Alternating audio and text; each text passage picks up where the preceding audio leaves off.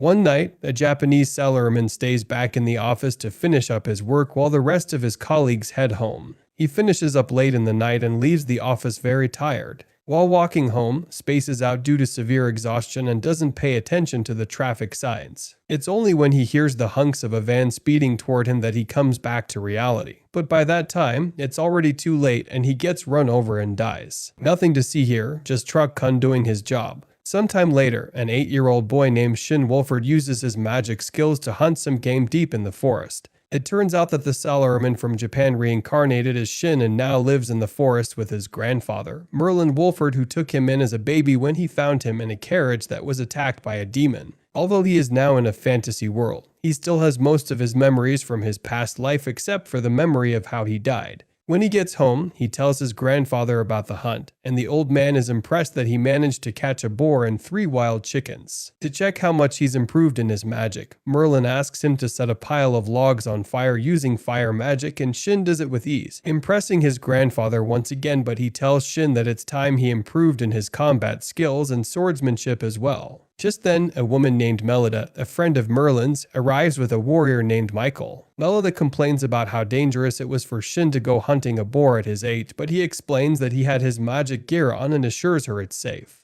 Witnessing Shin's impressive feat, Mitchell chimes in and suggests that the young boy is now ready for more advanced combat training and sword fighting. Ever since he was little, Melida has been teaching Shin magic gear craftsmanship while Michael trains him in swordplay. 2 years have passed and Merlin decides it's time to take Shin deep into a forest for his first demon hunt. When they get to a cliff, Merlin teaches Shin a special type of magic called search magic, which would allow him to scan the entire forest and sense all other living creatures around. Impeccably, Shin succeeds on his first try, and although Merlin is impressed by this feat, he doesn't have time to react because Shin has already detected the aura of a demon nearby. Without wasting any time, they track down the demon, and when they find it, Shin immediately takes out his magically enchanted sword, which he uses to kill the demon in mere seconds, leaving Merlin stunned once again. Afterward, Merlin tells him that the demon hunt is a success and the two head home. Later that night, Merlin, Melida, and Michael discuss Shin's tremendous progress in magic and combat training, so Melida suggests that he must be from another, as that is the only logical explanation for his innate talent.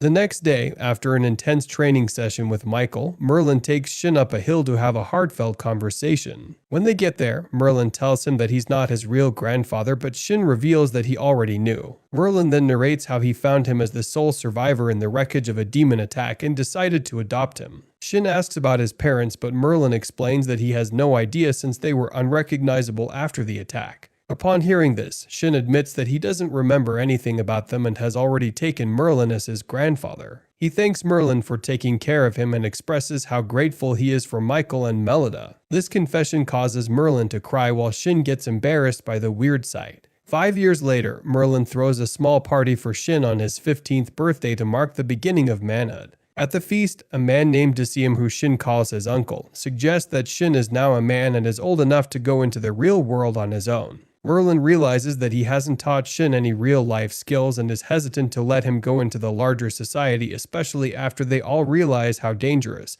and advanced Shin's magical abilities are. As they deliberate on the issue, Decium explains that Shin's magical abilities are so dangerous that it could upset the balance of power if Shin is allowed to leave the forest on his own. While discussing, Decium states that the best option for Shin is the Magical Academy in the capital because he'd be around his peers and would be able to harness his immense abilities better while building his social skills. Shin agrees to the idea and realizes that his uncle Decium is actually King Decium Earlshade of the Kingdom of Earlshade, while his big brother Sieg is a court magician, and big sister Christina is a royal guard who is the king's escort. Shin is stunned by the revelation, so Decium decides to tell him the story from many years ago. A while back when Master Merlin was a ferocious mage that helped kill a powerful demonoid along with Mistress Melida, and how they became national heroes as a result of the feat. Even though he's being showered with praise, Merlin manages to remain modest, but he soon starts blushing when the guests inform Shin that he and Melida were once married. After the feast, it is concluded that Shin would attend Earlshade Magical Academy, and a half-month later he embarks on his journey to the institution. On the carriage, Shin thanks Melida for escorting him and his grandfather. When they arrive at the capital, they're given a very warm welcome by the residents due to their status as national heroes. Afterward, they're shown to the mansion they'll be living in, and once again, they are treated like VIPs and welcomed by the head butler, Steve, the head maid, Marika, and the head chef, Collar. Merlin and Melida immediately conclude that to see him must be behind the VIP treatment, and so they tell Shin to go into town for a walk so he doesn't get overwhelmed.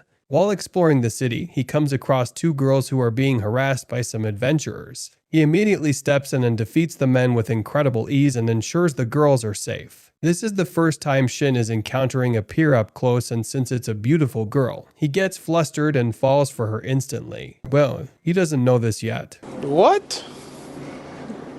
After playing the knight in shining armor, Shin has lunch with the girls who introduce themselves as Maria and Caecilian. As they converse further, Shin discovers that the girls would also be taking the entrance exam into the Magic Academy. Maria appears to be more outspoken as she declares a friendly contest and vows to get the top score in the exam. On the other hand, Caecilian, who Shin is already infatuated with, seems to be quite shy, and it looks like she's also attracted to him. The conversation continues and Maria begins rambling on like a fangirl about Master Merlin and Mistress Melida, who just arrived at the capital. Wishing to maintain his undercover status, Shin downplays the topic and pretends not to be interested in the talk, but that becomes more difficult when Maria suddenly starts daydreaming about the Weissman's mystery grandson who would also be taking the entrance exam. She begins imagining how the boy would look and appears to already be in love with the grandson even before meeting him. To keep his cover from getting blown, Shin decides to excuse himself after paying for the girls' lunch and promises to see them on the day of the entrance examination. After he leaves, Maria begins teasing Caecilian about how love-struck she is and wonders where Shin came from. On the day of the entrance examination, all the aspirants arrive at the Earlshade Magic Academy to take the tests. When Shin arrives, he mentally motivates himself to do his best, especially because he'd get to meet Caecilian again if he passes the exam.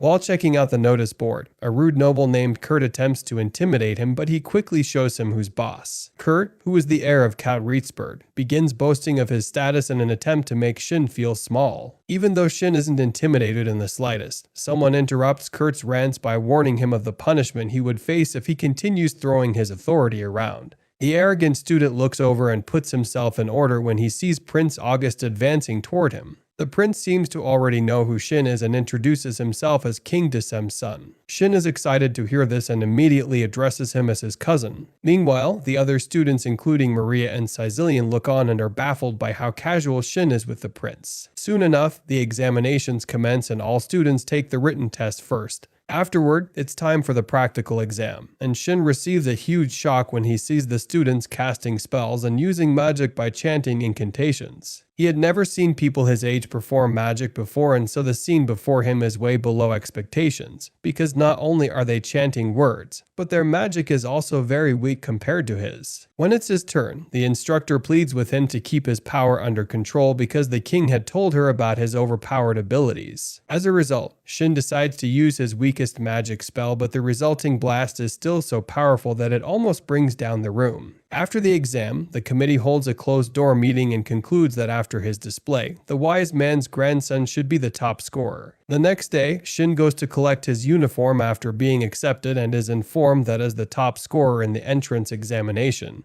he's required to give a speech on behalf of the new students during the entrance ceremony. Shin tries to evade the task by pointing out that August is in a better position to give speeches. However, in the end, he's stuck with the responsibility because, in Earlshade tradition, there is no special treatment given to nobles. As he leaves with August and some other students, Maria watches him a little disappointed that she wasn't the top scorer while Caecilian just stares at him shyly. Maria notices this and tells her to go talk to him instead of crushing on him from afar. At the same time, Kurt is furious that he missed out on the top scorer position and concludes that Shin must have cheated, so he plots his revenge. At home, Shin observes his magically enhanced uniform and decides to alter it a bit to suit his taste. The day of the entrance ceremony comes and the people waste no time surrounding Merlin and Melida once they arrive with Shin. The ceremony commences and Shin discovers that Maria and Caecilian are both nobles. While Shin delivers a brilliant speech, Caecilian now realizes that he is Merlin's grandson they've been anticipating to see. Later that day, she confides in him and explains that Kurt has been threatening her and her family since she keeps turning down his advances. A few moments later, Kurt arrives and tries to take Caecilian with him, but Shin stops him and promises to protect her regardless of whatever entanglements she has with Kurt.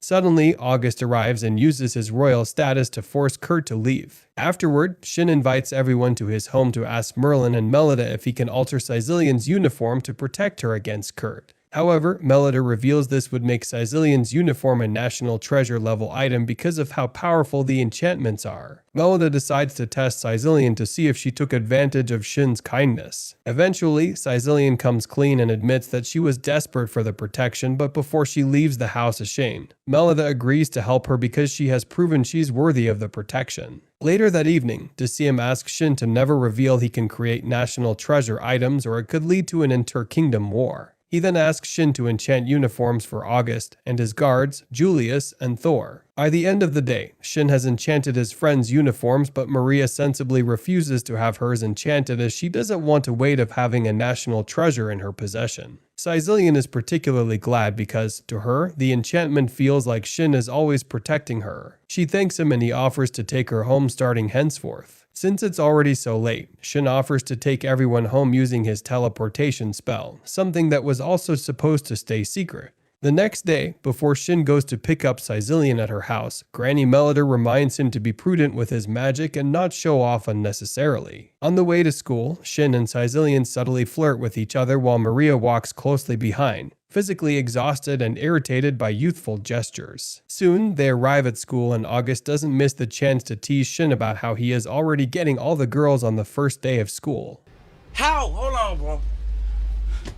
How? Their conversation is interrupted when another student named Alice Corner chimes in, looking quite disheveled. When Maria asks about her appearance, she explains that she was just so anxious about the first class and that she didn't get enough sleep. Just then, the teacher, Mr. Marcus, walks into the classroom and the students greet him. He tells them to get seated and then informs them that he'll give them a tour of the school starting with the homeroom. During the tour, he informs them of the study groups, namely the Attack Magic Group, the Quality of Life Study Group, and the Body Enhancement Study Group. All these groups are like school clubs where extracurricular activities are done by students. Julius immediately declares that he would join the Body Enhancement Study Group if it wasn't for his royal duties to Prince August, but Aug explains that his royal status isn't important in the Magic Academy, so he's free to join whatever group he chooses. Alice asks Shin what group he would like to join, but he says that he doesn't have a preference. August overhears and teases him, saying it's because he could probably fit in any study group of his choice. He then suggests that Shin create his study group from scratch and the teacher supports the idea. They suggest the group would be about learning the otherworldly style of magic Shin practices. Immediately, Shin's classmates Lynn Huggs, Yuri Carlton, and Tony Frade all declare that they would like to be in his new study group. The teacher points out that they need 5 members and a faculty advisor and are required to submit their request form before they can start. The teacher volunteers to be their faculty advisor and Caecilian also shows interest, so Lynn suggests that the group name be called the Ultimate Study Group. Shin doesn't like the name, but it kind of sticks since everyone else likes it. Later, during a closed-door meeting with King Decium, it's revealed that the appearance of demons in the land has been gradually increasing and Gaster suggests that the occurrences might be artificially induced. As a result, King Decium orders that the Demon Hunters Society investigate and find out the cause of the increased demon sightings. Meanwhile, at the Rateberg mansion, Kurt's father scolds him for using his status as a noble to intimidate his people at the Magic Academy. However, Kurt isn't having any of it and begins throwing a tantrum, stating that he is a special person and should not be treated like a mere commoner. His father then knocks him out with a punch and decides to punish him for his misbehavior by locking him in his room. The next day, the class is informed that Kurt has been grounded and Shin finally asks why Kurt has such an attitude. The classmates explain that he wasn't like that in middle school, and one of them even suggests that he only changed when he started attending Mr. Strom's classes in the lab. The students explain that Strom was exiled from another kingdom and became a teacher. He had offered to teach students who weren't very good with magic and help them get better, but most of them declined because they felt it seemed shady, especially because Strom wears eye patches over both his eyes. Meanwhile, at the Rateberg estate, Strom arrives and speaks to Kurt's mother. She laments that she no longer understands her son and is very uncomfortable with the tension between him and his father. Strom, with a suspicious grin on his face, tells her that he'll have a word with him to help get him in line. He goes up to Kurt's room to find him restrained to the ground. Strom then begins reminding him that he is a special person and can get whatever he wants. His words only push him further over the edge, and he snaps and tells Strom that he can't get the girl he wanted because there is a hindrance. Hearing this, Strom infuses him with dark magic and tells him to make sure he deals with whatever obstacle is in his way. Afterward, Strom leaves the estate with a sinister look on his face. The next day, at lunchtime, August teases Shin using Kurt as an excuse to continually escort Sicilian even though he is no longer a threat.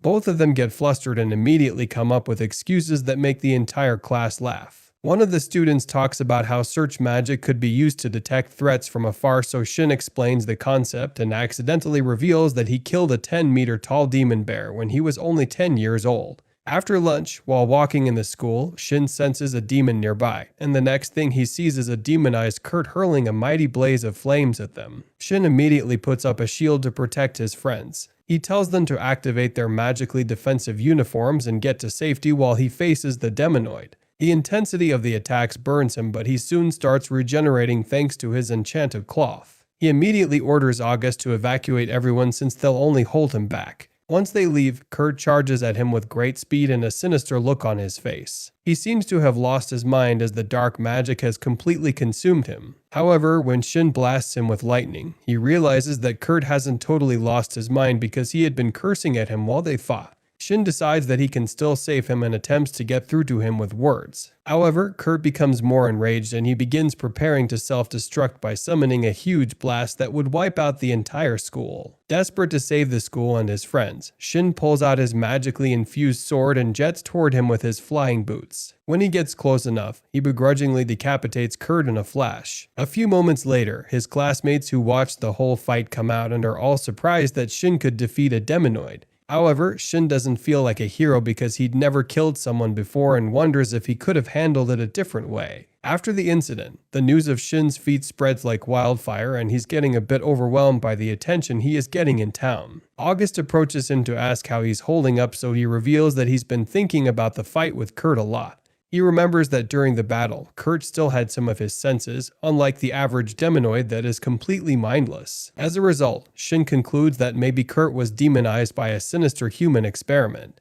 Back at home, King Dacium arrives with his guards to present Shin with the award of the First Order of Merit for his feat. Merlin immediately reminds Dacium about his promises not to use Shin for political reasons, but the king explains that matters concerning demons are usually made public, and since Shin defeated a demonoid in such a short time before it became a threat, he deserves the recognition and the people deserve to know who saved them. Eventually, Merlin reluctantly allows the award to be presented to Shin, and Melida is surprised by how quickly Shin continues to find himself in trouble. So much for being prudent and keeping a low profile. The next day, the residents can't help but stare at Shin while he's walking to school with Maria and Sicilian. Some love-struck girls even begin imagining how the fight went down and talk about how he's probably engaged to one of the girls he walks with. At school, it's the same case because now everyone wants to join Shin's study group, so the class teacher, who is also his faculty advisor, tells them that the ability to use interdimensional storage portals is the minimum requirement to get in. Elsewhere, King Dacium holds another meeting with Dominic and Dennis, the chief of security, and asks them to carry out a thorough investigation into the artificially engineered demons.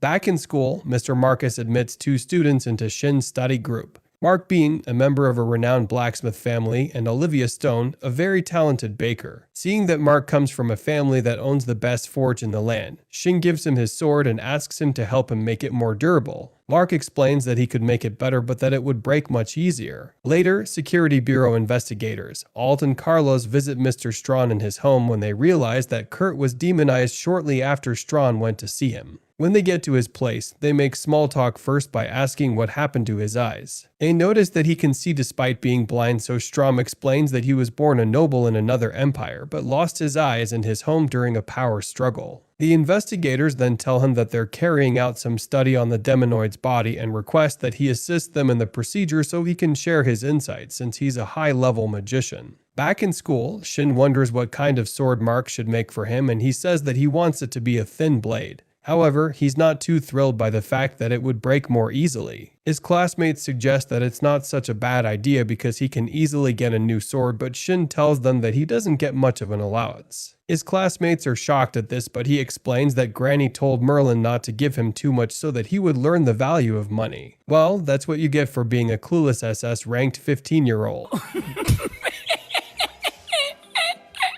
Moving on, Shin asks Maria and Caecilian to escort him to Mark's workshop on the way home. They agree, but Maria tells them that she would also like to go to Olivia's bakery because she can't wait to taste her new pastries. Meanwhile, Alt and Carlos arrive at their headquarters with Strawn. They take him inside and they head to the place where Kurt's body supposedly is. However, on getting there, Strawn is ambushed by a lot of soldiers. The investigators then reveal that it was a trap that Strawn fell right into because the king made sure the demonoid's identity was kept a secret from the public, but somehow, Strawn already knew. Seeing that the jig is up, Strawn reveals that he knew and admits that he was responsible for it because he experimented on Kurt. With a sinister grin etched on his face, he shows how thrilled he is that Kurt didn't disappoint and danced extremely well to his tune. Upon hearing this, the guards prepare to attack the insanely powerful mage. Meanwhile, Shin and his classmates are walking home together while engaging in discussions when a wall near them is broken down by an explosion. When the dust settles, the students look inside to see Mr. Strawn surrounded by guards. Shin, who blames him for Kurt's death, immediately charges at him with his new sword. The two engage in a fierce battle until Strawn flies up and stays there, mocking the wise man's grandchild for his inability to use flight magic. This pisses Shin off, so he uses his flying boots to get to him and strikes him with his sword while combining the attack with magic. An enraged Strawn repels his attacks, and a huge explosion follows which breaks Shin's sword. When the dust clears, he sees that Strawn's eye patch has been destroyed and his red eyes are on full display, implying that he's also a demonoid. Shin is surprised to see a demonoid who has his sense of reasoning intact, but Strawn declares that there's nothing reasonable about him because now, human life means nothing to him and he's either going to kill them or exploit them. However, Shin isn't going to let any of that happen, so he attacks Strawn again, and this time he engulfs him with a chain reaction spell that results in a blast that seems to obliterate him. After the battle, Dominic Gaster, Michael's successor as commander of the Order of Knights, arrives with Dennis to see that Shin has already taken care of the threat. A man named Algren Rupert, the captain of the court magic division, also comes and commends Shin for his bravery and thanks him for saving everyone. Rupert then asks how he was able to defeat the demonoid, and Shin says that he converged the light from the sun and blasted it down as a massive heat ray. After he is done explaining how he used the sun's energy to defeat Strom, everyone is astonished and he wonders to himself if his heat ray was also the only reason the small craters he created turned into glass. Elsewhere, it is revealed that Strom is still very much alive. He thinks about how he narrowly escaped death and concludes that Shin is very dangerous and decides to be more careful so he doesn't foil his plans. Later, Melida and Maria gossip about how deeply in love Shin and Caecilian are with each other. Everyone except them is aware of the spark, but they don't know because they have no experience in the affairs of love. Sometime later, Shin explains to August how strange the fight with Strom was. He states that he performed the same spell alone and it didn't cause the kind of explosion in the facility. He then concludes that Strom must have amplified the explosion as a decoy to enable him to escape. It becomes clear that Strom might still be a threat, so August informs Shin that the king would willingly sponsor him to obtain any weapon he needs because he's the only one who can take on a demonoid. Soon, they both arrive at Mark's workshop and are surprised to see that Olivia is already there, but the other girls arrive to take her away for some questioning. Initially, the head smith does not want any distraction but is honored to see the caliber of people in his workshop and is willing to make Shin any type of sword he desires. Elsewhere, a man named Zest plans to use the chaos caused by the increased number of demons as an opportunity to take over the kingdom for himself. Back in town, Shin decides to get Caecilian a piece of jewelry but focuses on the fact that it must be able to withstand enchantment and doesn't care about looks. However, when he sees that Caecilian would prefer something pretty, he agrees to get her anything she wants. He eventually picks out a beautiful ring for her, knowing she would like it. Later, Shin gets dressed up and arrives at his award ceremony. He's both overwhelmed and honored as he is presented before the king and nobles to receive the award, declaring him the kingdom's hero. During the ceremony, King Dasim uses the opportunity to reiterate his promise not to use Shin for political purposes and urges the nobles to leave him out of their squabbles.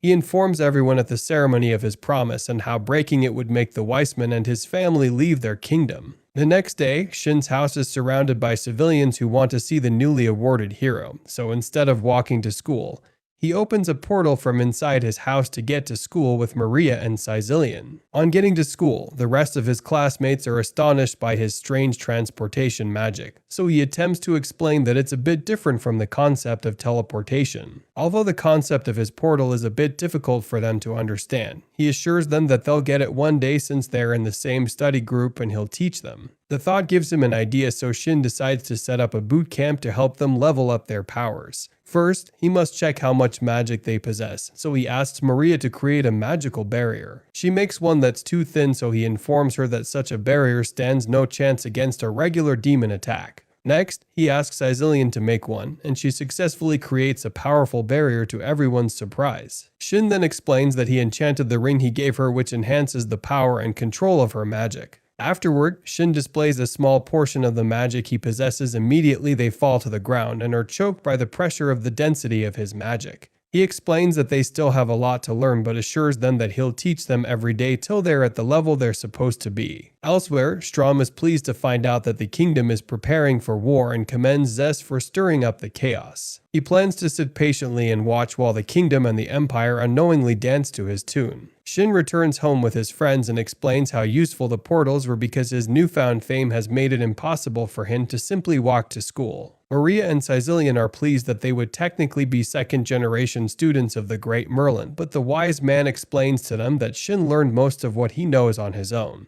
To encourage them, he shows them that he can now use Shin's gate magic, which they thought would be an impossible task. This display inspires them to push themselves extra hard to also catch up to Shin. The dude forgot to tell them how long it took him to master the spell.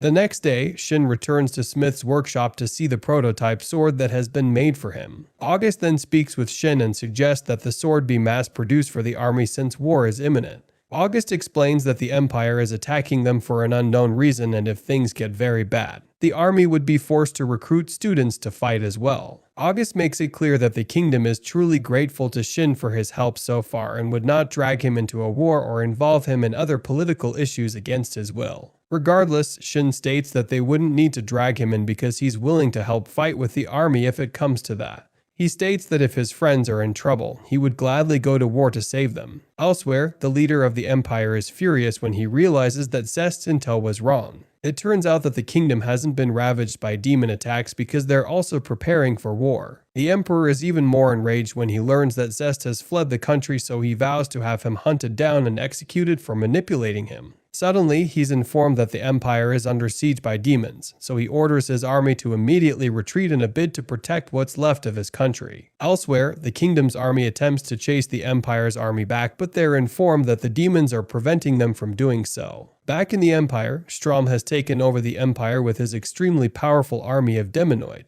The Emperor returns only to be brutally murdered by Strom, who accuses him of betrayal sometime in the past. The kingdom's army soon finds out about how Strom usurped the emperor's throne with the help of his 12 powerful demonoids, and so it becomes clear that he was the one behind the entire war. At school, the students are informed that Strom now has full control of the empire, and that even though the kingdom's army is being prepared, the students might also have to fight in the war. Later, Decium orders the Magic Academy and Knight Military to hold joint training sessions to improve combat readiness for potential demon attacks. The students are not exactly thrilled by the news, and Maria explains that while the Magic Academy studies magic, students of the Knight Military are gym heads that work out all day. Because of this, the mages aren't too keen on working with them, especially because they are bullies. Shin suggests that they set their differences aside and try to work together, but his classmates are stuck up on the fact that the Knight Military students think they're superior. Once again, Shin tries to reason with them by reminding them that everyone has strengths and weaknesses, but that backfires.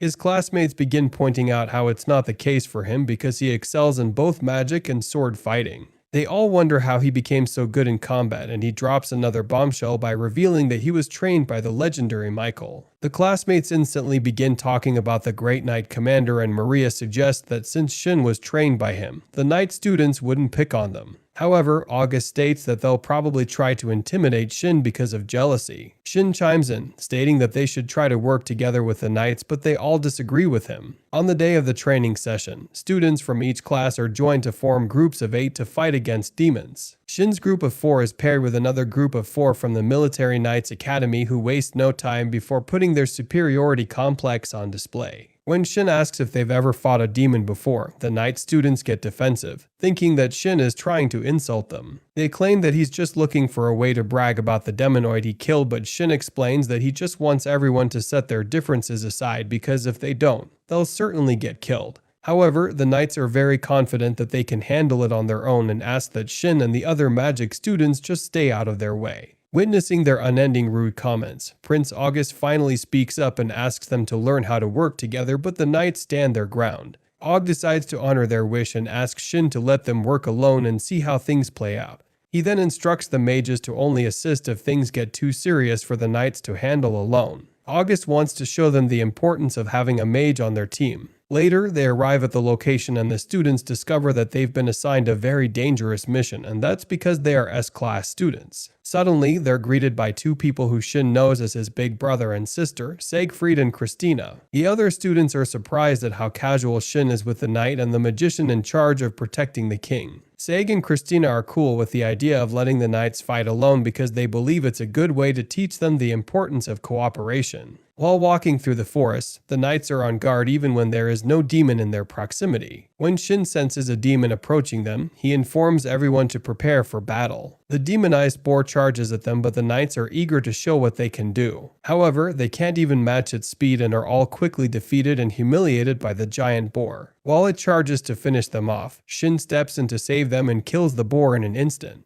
Afterward, Christina explains to the knights that they're very weak but motivates them to train harder. Sizillian then tends to the student knight's wounds using her healing magic, and so they express their gratitude. Shin gets jealous when he sees how the knight boys are talking to his baby, so August suggests he just proclaim his love for Sizillian to stop the others from talking to her. While they discuss, he senses a horde of demons coming at them from afar. Shin detects that one of the many demons is very powerful and tells the others to brace themselves. Just then, another group emerges from the northern forest and quickly begs them to flee because over 100 demons are marching in that direction. Shin then surprises everyone when he suddenly asks Sieg for permission to take on the demons alone. Sieg, who is aware of Shin's capabilities, confidently agrees and everyone steps back as Shin performs a spell. Everyone is shocked to see one of the most powerful demons, a tiger demon, charging at them alongside many other demon beasts. While he calmly summons a powerful blast, he soon realizes that he may be going overboard. However, he's a little upset, so he doesn't mind blowing off some steam by unleashing the attack. He infuses his regular fire magic with pure hydrogen and unleashes an attack of insane magnitudes on the demons. His magic covers a huge portion of the forest, and when the dust settles, everyone is stunned to see the massive destruction that resulted from the blast. After witnessing Shin's incredible power flex firsthand, the students from the Magic Academy continue their joint training with the student knights who are now willing to cooperate. With time, they gradually demonstrate their ability to work together as a team and can now defeat demons. Sometime later, Sieg tells Shin that he's impressed with the mage's improvement. He asks Shin what kind of training regimen he utilizes, and this prompts him to explain how he's been teaching the mages in his study group how to visualize magic the same way he does. Surprisingly, Sieg expresses his interest in learning what Shin is teaching them in the group, but August points out that it could cause diplomatic issues if Shin teaches someone in the military. August adds that if Shin's magic got into the wrong hands, the world would be destroyed by the magic users instead of the demons who they can barely contain. Despite the explanation, Sieg still wants to learn the basics at least. Og tells him to constantly train to increase the amount of magic he can control day by day. Although Sieg doesn't believe it can be that simple, Og proves it to him by asking Maria and Sizillian to demonstrate their shield barriers to him. The girls state that theirs are still a lot weaker than Shin's, but are confident that with time, they would get better. Sieg is immediately motivated and decides to keep practicing just like them. Soon, the joint training session comes to an end, and one of the student knights approaches Shin to thank him for assisting her in defeating a demon bear. She reveals that she finally realizes the importance of knights working together with magicians. Shin wonders how the other groups are faring, but it is revealed that things aren't going smoothly because, in another group, there's a knight who keeps insulting the magicians for being weaklings. He then fights the demons alone, but he and his fellow student knights find themselves in danger. Thankfully, magicians from Shin's study group arrive just in time to save them, using the magic that Shin taught them. They soon discover that the Adamant Knight hates being upstaged by a magician named Tony, who he used to be friends with in the Knight Academy. Tony wonders why the guy loathes him, but when he tells the group that a girl chose him over the said knight, they finally understand the origin of the intense animosity being hurled at them the entire time.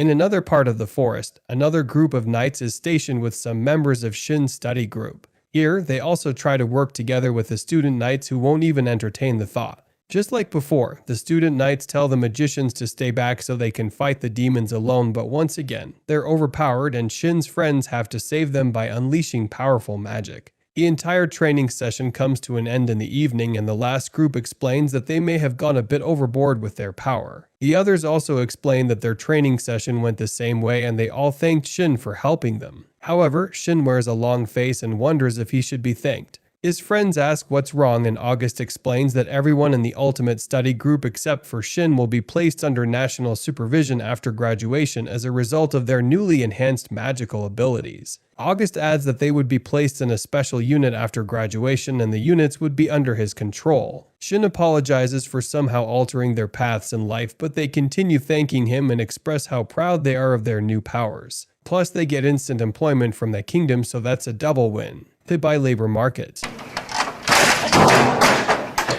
Instead of feeling bad or overwhelmed, the students are even more eager to learn more from Shin, but Og advises him not to make them too powerful. Some days later, Shin's group continues training hard, and August reminds them to never reveal how powerful they've become to outsiders. Although it is too secret information, he decides it's okay to inform them about the activities of the demonoids and how they are ravaging the smaller towns and villages of the Empire. It's even worse because the demonoids are multiplying rapidly and the numbers in their ranks keep increasing with each subsequent attack. It becomes clear that Strom is doing the same thing he did to Kurt and is transforming more people into demonoids by infusing them with dark magic. Shin can't help but wonder what kind of deadly plan Strom has come up with, because even a single demonoid is already powerful enough to destroy an entire nation. The fact that they've been told a national secret makes everyone in the ultimate group realize how special they truly are. Hence, they decide to get even more serious and train harder than ever before because of how high the stakes are at the moment. Shin then decides that augmenting their school's magic lessons with a training camp would help improve everyone's skills. Everyone suggests a suitable location for the training camp, but they have a hard time choosing. Sizillion informs them that her family owns a hot springs resort, and they all agree that it'll be the best location for the camp. Later that night, Shin informs Merlin and Melida about the training camp, and they agree to his idea but explain that they would be supervising them. Melida points out how Shin always gets into trouble whenever she takes her eyes off him, so to her, chaperoning their camping experience isn't such a bad idea. The next day, the group heads to the hot springs resort in carts dragged by horses that have enchanted gear to enable them to travel the long journey. During the trip, the other students explain to Shin that enchanted gears were once used only in battle, but Melida was the first mage to focus on developing useful everyday enchanted items. Along the way, the group detects demons nearby, and to show just how confident they've all become, they draw straws to decide who gets to fight them. Lin wins the round and uses her newly enhanced magical abilities to effortlessly defeat the demons and stun the merchants at the same time. Shin also takes the opportunity to give her some helpful tips on how to get even better. Meanwhile, Merlin and Melida watch the entire thing from inside the cart and are astonished by how much all the students in the group have improved thanks to Shin. Later that night, they finally arrive at the hot spring resort, where the workers at the mansion welcome them and ask that Shin take good care of their lady, which makes the two students blush. Inside, Merlin thanks all the students for hanging out with Shin because he's never had friends his age before. August points out that no one ever treated him as an equal because of his royal status, but Shin does, and so he sees him as a true friend. The others say the same and thank Shin for improving their lives, and so Shin takes the opportunity to thank Merlin for teaching him and making him the person he is. Upon hearing this, the old man gets emotional and finds it difficult to hold back the waterworks. Sometime later, the camping experience is going well, and Merlin gives everyone tips to help them improve during his training session. Melida also helps to tutor the students, and Shin admits that having his guardians present has made the camp better than he could have hoped. During Shin's training sessions, the adults are once again impressed that the students can now easily cast spells without incantations. However, Shin still doubts that they're ready to fight demonoids and suggests that everyone, including himself, needs more training before they're able to take on the full force of Strahn's demonoid army. Later, Shin tells the students he wants to try a new spell, and even though he tells them they don't need shields, they all conjure shield barriers to brace themselves for whatever absurdity he plans to try out. He begins casting a spell that seems new to all the students, and so they all mentally prepare themselves to be amazed. However, Shin explains that it's not a new spell and he's just condensing all the energy from an explosion spell into one direction. The result is another extremely powerful beam that creates a massive path through the entire landscape. Shin celebrates his achievement, but Melida is furious at his recklessness because he admits that he didn't even expect that level of destruction. August then asks Shin to help him get back to the kingdom so he can get updated on the current situation at the Empire. Shin creates one of his useful gates, and just like going through a door, he and Aug are back in the kingdom. On their arrival, Shin is introduced to a girl named Elizabeth and is shocked to find out that she and August are engaged. However, Elizabeth is mad at August because he left his little sister May and didn't invite them to meet Melida, who they adore. May then introduces herself to Shin and explains that she's a huge fan of Melida, who is hailed as the guru. The two girls plead with Aug to allow them to follow him back to camp, but he refuses, explaining that the camp is a place for serious training and isn't for fun. However, King Decium orders August to take the girls with him so they can learn a thing or two from Melida and Merlin. He also points out how using Shin's gate will ensure their safety because they can be transported back home in an instant if there's an emergency. Not long after, Aug reminds his fiancée and little sister to be on their best behavior as they would be in the presence of national heroes, but Elizabeth states that she only came to ensure that other girls stay away from her man. Elizabeth throws a fit when she remembers that August always talks about Shin and expresses her jealousy, but August explains that Shin has a girl already. Aug then takes the opportunity to press Shin into making things official with Caecilian so he can get some closure, but Shin tells him that he's not sure how Caecilian would feel about it. Hearing this, Aug advises him to be more courageous so he can ask her out and make their relationship exclusive. Later, the new girls on camp go to see Melida, and May is particularly excited when she holds her hand. Melida then tells a funny story of how Shin used to hold her hand and the other students don't waste the opportunity to tease him. However, Caecilian doesn't laugh at him, claiming that their kids will be adorable and that she'll gladly hold their hands. It's only after she utters those words that she realizes the meaning, and suddenly a wave of embarrassment washes over her. As she scurries away, Shin finally realizes that she's interested in him, and Aug is surprised it took him so long to see it. Well, August, it takes a great mind to be clueless about love. A while later, Shin goes alone to see Caecilian outside. They both recall how they first met and exchange compliments before Shin summons the courage to finally tell her he loves her. Caecilian then reveals that she loves him too, but always thought he was just being nice to her. The two are about to have a moment, but it is quickly interrupted when it becomes obvious that everyone had been eavesdropping on them. It's at that moment that Shin confidently declares that he and Caecilian are now officially dating. However, Aug puts a damper on the moment by reminding Shin that they're still in the middle of a training camp and preparing for a huge war. He tells Shin that he doesn't want him to get distracted by his new relationship, but Shin points out that August was the one who encouraged him to go ahead and make things serious with Caecilian. The next day, Shin insists on some special training at the beach. He explains that they would participate in a game of volleyball. The rules are simple. Magic can only be used on the ball, and when the game begins, it's obvious that these guys are preparing for war because the game is very intense, and is giving Azula and Ember Island vibe. As Merlin watches them, he randomly gives them tips on how to train properly while also playing the game. Later that night, the group talks about how August met his fiancée, Elizabeth, while Maria laments that she still hasn't found the love of her life. We do not care. However, their bedtime stories are cut short when Melida arrives. They all hide and pretend to be sleeping, but she eventually finds him and gives him the usual scolding. The next morning, Shin tells Caecilian that they should go get breakfast together, but she requests a favor first. Caecilian takes him to her parents' house to see her father Cecil and her mother Eileen. They arrive at the house quite early before her father goes to work, and Shin understands that she wants to inform her parents of their relationship. Inside the house, her parents are surprised that they left the training camp to see them and conclude that their message must be really important. Shin then asks for their approval of his relationship with Caecilian. However, he is startled when her father leaps for joy and embraces him. Caecilian's mother tells the men to calm down, reminding them that since she comes from a noble family, she is required to be engaged to the person she's dating. The look on Shin's face makes it clear that he's willing to go the extra mile to make sure he's with Caecilian, and he agrees to terms without hesitation. Back at the training camp, Elizabeth is astonished by the high-level magic being demonstrated by the students. Merlin asks if the new girls would like to try the magic spells, but Elizabeth reveals that she has no aptitude for magic. May, on the other hand, gives it a go and amazes Merlin with her magical abilities because she is still very young. Seeing her ability and potential, the other students are inspired to train even harder so that they won't be upstaged by her in the future. After a while, May goes a bit overboard with her powers and creates a small blast. The other students refuse to be upstaged by the young princess, and when she sees this, she hides behind Shin, which makes August a bit upset that she did not hide behind him, even though he's her older brother. Meanwhile, at the Empire, Strom receives news that his army is making tremendous progress in his plans. The Demonoids are now attacking caravans, which is causing cities all over the Empire to suffer food shortages. As a result of this news, Strom decides that it's time to move on to the next stage of his plan. Back at the training camp, the group once again hides in fear behind their magic shield barriers as Shin decides to try out a new magic spell. This time, they double the barriers and brace themselves for impact, but Shin explains that the spell isn't even an attack spell. Everyone is then amazed when Shin uses his magic to make a rock float. They're even more astonished when he uses the same magic spell to make himself levitate.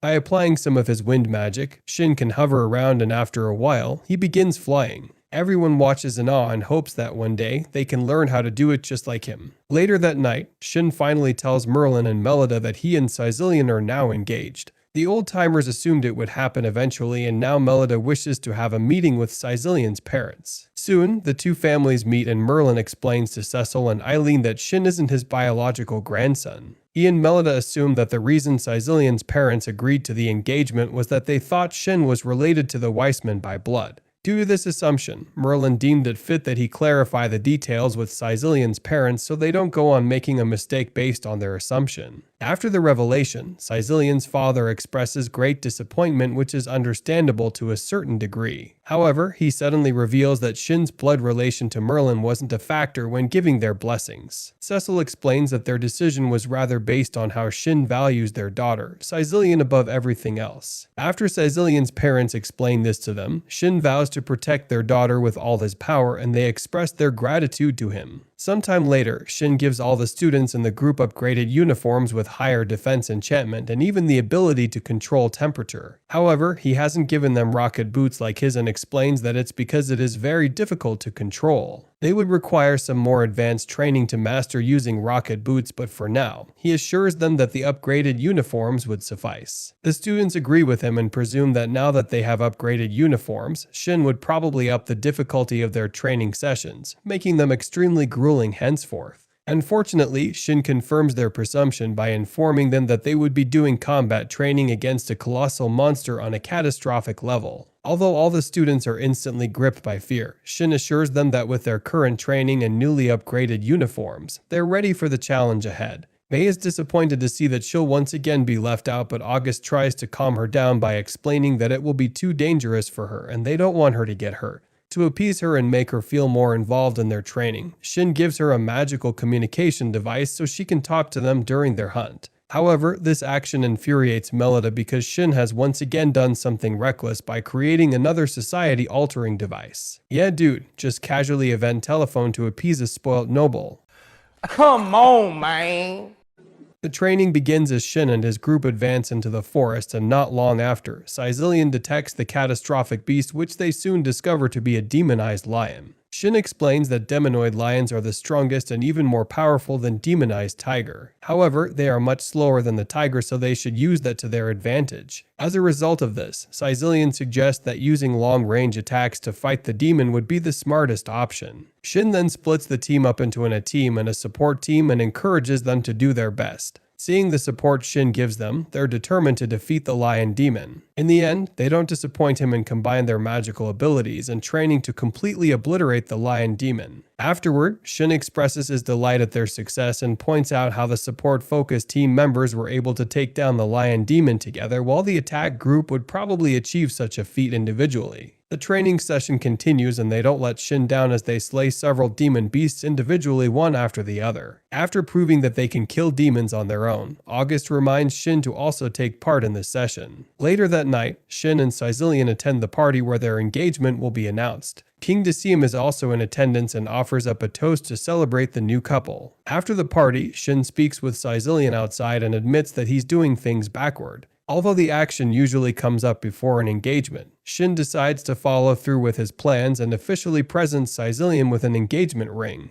He places the ring on her finger and the two finally have their long-awaited private moment as they share a kiss. A few days later, Shin decides to teach the students in his study group how to fly just like him. Shin does so by casting his floating spell on them and also explains the concept to them. The training is coming to an end and August points out that their newly upgraded uniforms would prove very useful when they attend an upcoming ceremony that they've been invited to at the kingdom. Elsewhere, Strom sits in the Empire Castle and explains that now that every town and village has been destroyed by his demonoids, it's time to think of the next step in his plans. Strom explains that his plan to starve the commoners living in the Empire until they grow to resent the nobles has gone perfectly. This hatred allowed him to easily demonize them so they would slaughter all the nobles until the Empire was destroyed. Strom then thanks his demonoids for their efforts but reveals that he's not sure what to do next because his major goal was overthrowing the Empire. This news gets some of the demonoids upset because they desire to continue their rampage and don't mind ravaging neighboring kingdoms. However, Strom isn't interested in carrying out such tedious missions. As a result, several demonoids choose to go against him and set out on their own. Surprisingly, Strom doesn't force his will on them and instead encourages them as they leave, reiterating that his only objective was to take over the Empire, and explains that since he's achieved that, the demonoids are free to leave if they wish. After hearing this statement so many times, Strom's assistant finally decides to ask why he hated the Empire so much that he decided to destroy it. She also points out that he was born here and was even supposed to be emperor. Strom then explains that he wasn't always a demonoid and decides to tell her a story of what he was like in his early life. Many years ago, Strom worked closely with the commoners on their farms, even though he was the favorite to ascend the throne. People noticed how free he was with the commoners and asked him why he treated them with so much respect. He explained that even though he grew up in a world where nobility got him preferential treatment, but after traveling to different lands as a child, his views on the matter changed drastically. He realized that other countries didn't have anything like slaves and even the commoners in those lands lived at a higher standard than their counterparts in the empire. As a result, Strom decided that it was the kind of life he desired for the commoners in the empire, a better life. He was determined to use his knowledge to better the future of the empire and its people. While working late one night, Strom was approached by his heavily pregnant wife, Arya, who expressed her worries that he was working too hard and putting his health at risk. To alleviate her worries, Strom assured her that he was fine and explained that the people of the empire need him so he has to work overtime. Elsewhere, a man named Harold, who would eventually become the emperor, holds a meeting with other dukes of the empire. They all express their frustration that all of a sudden, the residents are relocating to Strom's territory of the empire instead of theirs. What bothers them even more is that Strom is inching closer to becoming emperor by the day. The dukes are sure that if Strom becomes emperor, he would implement policies that would benefit the commoners at their loss, and so they are desperate to make sure that doesn't happen. Amid their frustrated grumbles, Harold chimes in and assures them that he has come up with a plan to stop Strom, but that they would need to keep him busy in the capital. A while later, Strom is excited when he receives an invitation letter to a convention. He shares the delightful news with his wife, Arya, because it appears that the other nobles finally want to support his ideas to favor the commoners. However, Arya has a bad feeling about it and thinks that it might be a setup. Once again, Strom assures her that he'll be fine, reminding her that he's one of the most powerful mages in the empire. Elsewhere, a member of the military police force informs some commoners that there have been recent incidents of kidnapping and that the people abducted are being sold off as slaves. Soon, gossip about the kidnappings begins spreading like wildfire, and surprisingly, the rumors making the rounds put Strom as the person behind the heinous act. Unfortunately, many gullible people believe the rumors, and some of them even suggest that it makes sense because it explains why Strom is unusually kind to the commoners. At a hideout, the police officer from earlier laughs with his colleague about how fast the rumors are spreading and that no one has found out the truth. Turns out that these guys aren't even officers but are men hired to make sure Strom doesn't leave the capital. The next day, the fake officers head out again and inform the commoners that they still haven't found the kidnappers. They then explain that they'll need civilian assistance in catching the culprits responsible. Later, the fake officer stops a carriage that allegedly belongs to Strom when in reality, he was the one who set the whole thing up. He then opens the back of the wagon and reveals ladies tied up and explains that they are the people who Strom kidnapped and is transporting as slaves. The news quickly spreads and the commoners who didn't believe the rumors at first now feel that Strom is the one responsible. The commoners are enraged by this discovery and decide to take matters into their hands. They decide that they won't wait for the military and decide to burn the source of the problem at its root. With fiery torches, the people march to Strom's mansion where his pregnant wife Arya is. They set his house ablaze in his absence and everything burns to the ground with Arya trapped inside. At the same time, Strom returns to his territory in his carriage, excited that he'll soon be back home to his beloved wife. Looking out the window, Strom notices a burning building in the area where his house is supposed to be. Even though he rushes to the scene, it's already too late because the house has been burnt down and all he can do is watch. Kneeling before his wife's corpse, the heartbroken man asks why the people would do this to him and they explain that they discovered that he was the one behind the kidnapping and slavery. However, after they tell him how they got to know him and the events that led to them burning his home, Strom realizes that he's been tricked because real military officers would never seek civilian assistance. He immediately concludes that the entire thing was a plot put together by Harold. After he explains to the commoners that they too have been tricked, they begin begging for forgiveness, but it's too late. Strom then denounces the foolish commoners who he had stood by for years and loses control of his powers, vowing to have his revenge on every human in the Empire. From the Emperor to the nobles and even the commoners who he sacrificed so much for, Strom vows that no one would be spared from his wrath. After ending his story, Demonoids in Strom's army finally understand why he destroyed the Empire, and they even believe he had to. However, now that the most important mission in his life has been completed, the Demonoids believe that he needs a new life goal. Zest then informs Strom's assistant, Myria, to join the Demonoids who left the army and lead them in a war against the kingdom of Earlshire to draw out a worthy opponent for Strom. That person is Shin Wolford because he's the only person who has defeated Strom in the past. Back in the kingdom, a ceremony is held for August to announce him as the heir. As the ceremony kickstarts, they are interrupted by the news of an attack by Demonoids on a nearby country. August calms everyone down by revealing that they have a group ready to take on the imminent threat. He informs them that Shin is the leader of the group and asks Shin to give a speech to reassure the people. With no other choice, Shin takes the stage and vows to take down the Demonoids as he renames the group the Ultimate Magicians. Talk about a cringe name, might as well call yourselves the Power Rangers of Ice Sky. Shin closes his speech by signaling his group to take to the sky and fly off. At the border of the kingdom, the Earlshire soldiers signal that the Demonoids are approaching and it is decided that the civilians are to be evacuated. The guards are quite surprised by the large number of Demonoids advancing toward them, and so they use magic barriers to block the attacks. They decide to call for backup but are heartbroken when they're told that it would take several days for it to arrive. Thankfully, Shin and his group are jetting to the scene and are no longer far away. While flying, Shin's group makes fun of the new name, but he defends himself by explaining that he was under tremendous pressure. Soon enough, they arrive at the Swede kingdom that is under attack, and Myria expresses her excitement to finally face the Demonoids, but Shin assures her that they'll be able to defeat the enemies. Still, in the air, Shin instructs Sicilian to focus on healing the wounded people and tells the others to pair up to fight Demonoids. Just as the enemies begin tormenting the helpless civilians, Shin and his group land and begin saving them. One of the Demonoids taunts Shin for thinking that a mere human can defeat them, but Shin shuts him up with a magic blast that wipes him out.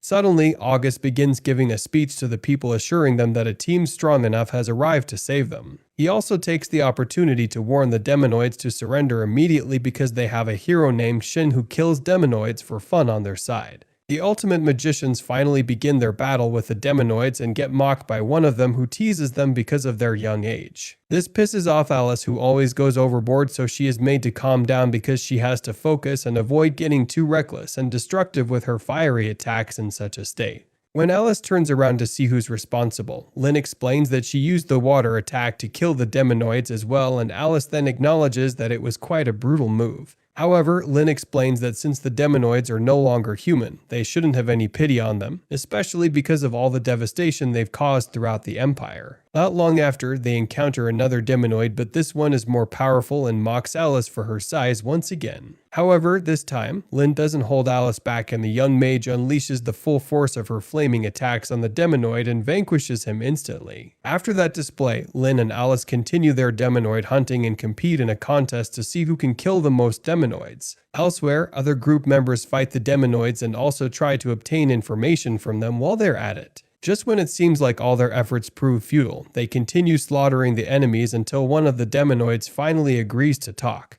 He explains that they attack because they have been demonized and are filled with hate as a result of being constantly exploited and treated like trash by the nobles of the empire. The demonoid further explains that their hatred has grown so much that they now resent those who still live in peace, but the members of the group insist that they have no right to kill or harm innocent people. The other ultimate magicians continue to display their immense power as they continuously destroy many demonoids. They also manage to rescue several civilians while Sicilian uses her healing magic to attend to the injured civilians at the shelter. At the other end, Shin continues to obliterate any demonoid that attempts to challenge him. One of the enemies tries to find out Shin's weakness but gets discouraged when he realizes that he might not have any. The leader of Demonoid recognizes August as the prince and assumes that he's the leader of the ultimate magicians. He concludes that if he can defeat August, then the rest of the mages would be a walk in the park for him. However, August informs him that he's not the leader of the group, but the demonoid is undeterred and still wants to defeat him anyway. While the demonoid continues gloating, Maria attempts a sneak attack, but he blocks it effortlessly and counters with a powerful punch that would have broken every bone in her body if it wasn't for Shin's upgraded magical uniform.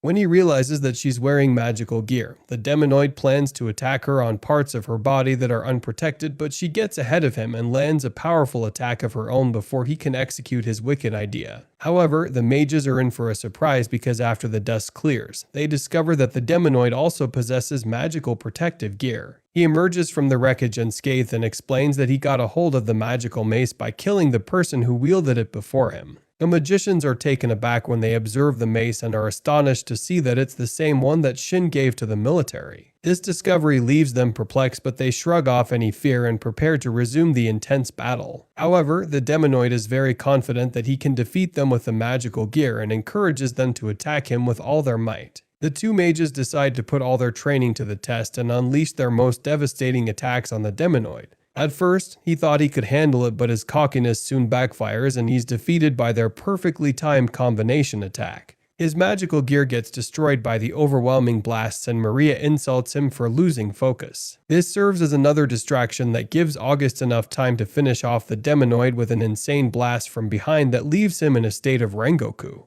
Back at the kingdom, the king notices that the fighting is gradually reducing, and so he's delighted to see that the young team of ultimate magicians are handling the situation well on their own. Merlin and Melida also look on and are relieved to know that they won't be needed on the battlefield. Hereby, one of Zest's accomplices is shocked to discover that Shin isn't the only extremely powerful member of the group. Meanwhile, Zest watches from a position outside the city and concludes that Shin is too powerful for the demonoids and feels that if things continue in this manner, they would fail their mission. Zest's initial mission was to measure Shin's power by making him fight the demonoids, but it appears that there hasn't even been anyone powerful enough to bother him. Seeing that he couldn't gather information with the first plans, Zest is desperate not to fail, so he calls on Miria, Strom's assistant, to join in the fight and hopes that she'll be powerful enough to give Shin a tough time. Sure enough, Miria displays her power and does some serious damage on the battlefield, which catches Strom's attention and makes him wonder why Zest is having so much fun without him. Elsewhere, Sicilian does her best to heal the injured but finds it difficult to keep up because her magic power is close to being exhausted.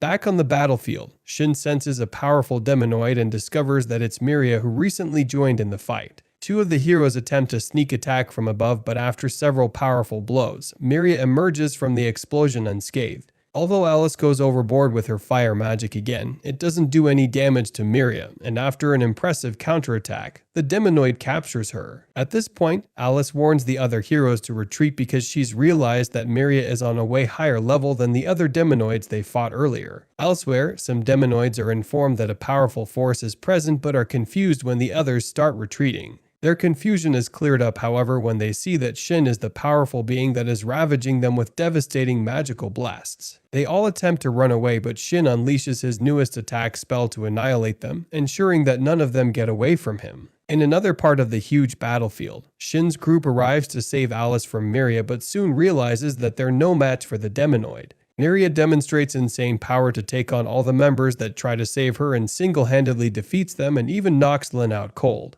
This pushes Alice to lose control of her power again, but before she can power up, Miria releases a blast at Tony, so she sacrifices herself and takes the hit. Just when Miria is about to finish the defeated members of the group, Shin arrives at the scene with a cold look on his face. He is enraged to see what Miria has done to his friends and prepares to fight the Demonoid. Lin regains consciousness and warns Shin that Miria is a lot more powerful than the other Demonoids. Undeterred, Shin instructs Miria to heal the injured team members. Still extremely furious, Shin stands up to face Miria, who explains that this fight is what she wanted because she'd be able to determine just how strong he is. The two then engage in an intense battle, and both parties show tremendous combat abilities as they combine magic attacks with physical ones. After a while, Miria decides to flee since the other Demonoids have escaped. Miria prepares to leave, but after seeing the sinister grin on her face, Shin presumes that she's about to unleash a devastating attack. He warns everyone to run away, but there's no time for that, so he then instructed August to protect the others from the enormous explosion that Miria creates. Shin conjures a powerful barrier to protect everyone in the scope of the massive explosion. When the impact subsides, he then realizes that Miria was buying time for the Demonoids to escape. Seeing that they escaped, Shin apologizes to his group for letting the Demonoids slip away, as he wonders what the point of the attack was if they were only going to vanish mysteriously. However, his friends are more concerned by how powerful Miria was and wonder how bad things would have been if Strom was in the picture. Outside the kingdom, Miria leads the Demonoids and explains that she was instructed by Zest to give them a chance to escape from Shin and his group of magicians. Strom watches from above as he sees Miria helping the Demonoids retreat to safety. He looks down from the sky and appears a bit disappointed because ever since he took over the Empire, he's been quite bored.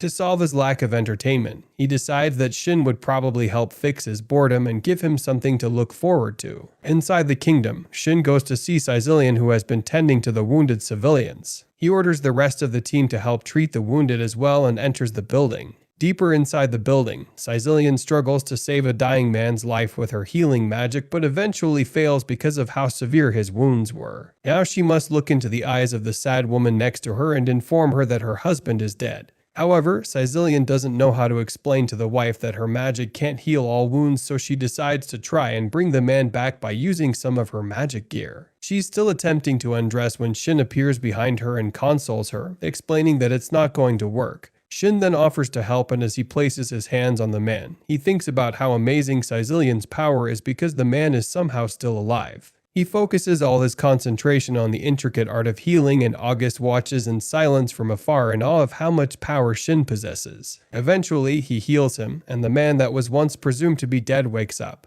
Afterward, Caecilian expresses that she's upset and tells Shin that it's because she feels her power can never compare to his. She explains that she feels helpless because she always ends up relying on him to help her save her. However, Shin consoles her and points out that he was only able to save the man because of her. He further explains that the only reason the man held on that long was because of her magic. To further boost her confidence, Shin tells everyone around that she saved the man on her own. After saving the Swid Kingdom, the ultimate magicians receive praise from the people and the king, but August points out that he initially believed the attack was a decoy but is now perplexed because there hasn't been any strange incident recorded elsewhere. The prince also adds that Shin is a major threat to Strom and is certain that the Demonoid Emperor must have known Shin would fight in the war. He wonders why Strom didn't place any measures to take care of their young hero, and so he's uncertain of Strom's true intentions. To protect themselves from a future attack, August asks the king to ally with the Earlshire Kingdom, and this shocks everyone. However, the king understands August's viewpoint and the imminent danger, so he promises to consider the alliance. Afterward, Shin regrets that he didn't use his magic portals to get to the Swede nation sooner, but the others remind him that he can only use the magic gates to places he's been at least once. This makes Shin and August realize something at the same time. They both decide that by traveling to many nations of the world, he'd be able to create a gate to any of the kingdoms he's visited. Later that night, the group returns home through the magic gate and is welcomed by everyone who praise them for the success of their mission. August explains the alliance to his father and asks if he can serve as a diplomat to help form alliances with other kingdoms. His father is proud and agrees to his request. Later, Shin explains his plan with August to Merlin and Melida, and they both agree that he should go on his mission to save the kingdoms of the world. Og's fiancée, Elizabeth, and his sister May are allowed to join the team, and sometime later, the ultimate magicians are ready to depart. Back at the Empire, Strock reminds his army leaders that he warned them about going up against Shin, but admits that their battle was quite entertaining. Zest wonders if Shin should be thanked for giving his master a new purpose. When Strom asks Miria about some secret business, she replies that she'll give him feedback later, touching her belly. The ultimate magicians bid farewell to the people of the kingdom and set out on their new mission. Later that night, Merlin and Melida talk about how quiet the place is with the kids absent, but the peace is short-lived when a portal appears, and the group walks into the room complaining about how someone forgot to secure accommodation for them. Melida is furious as usual, but Shin just pretends not to notice and asks if they can spend the night in the house.